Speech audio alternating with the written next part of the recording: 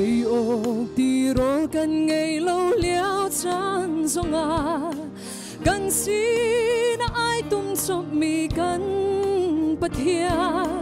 cần thấy lâu mi lệ lắc sông à cần beg mi Emmanuel bất thiện cần cha na cha Abraham bất thiện Isaac bất thiện Jacob ta chua pe tu kan pathian kan du hermi viate chu a kan pegi hallelujah oh mi van chabi kan si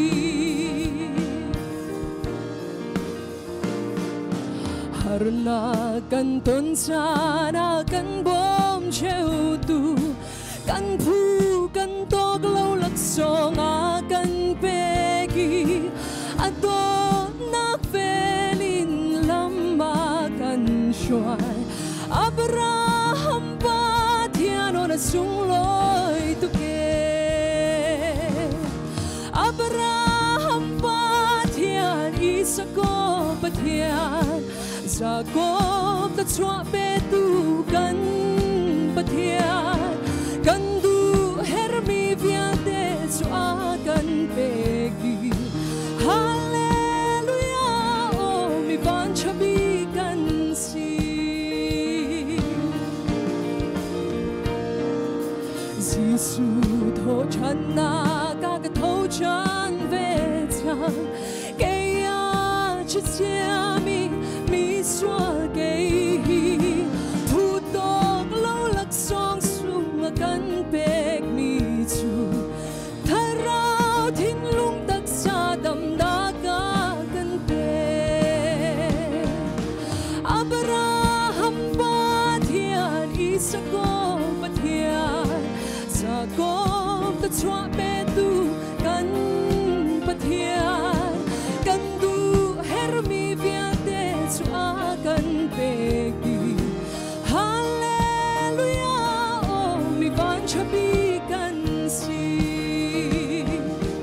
harna kan ton sana kan bom cheu tu kan phu kan tog lâu lắc song a kan pegi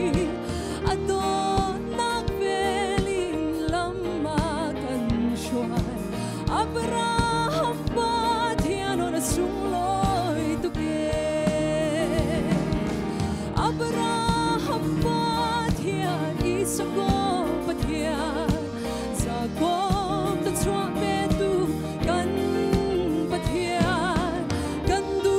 hermi viate chu a kan pegi hallelujah oh mi van chabi kan ni Abraham pathian Abraham pathian Isaac pathian Jacob ta chua pe tu kan pathian kan du hermi viate chu a kan pegi hallelujah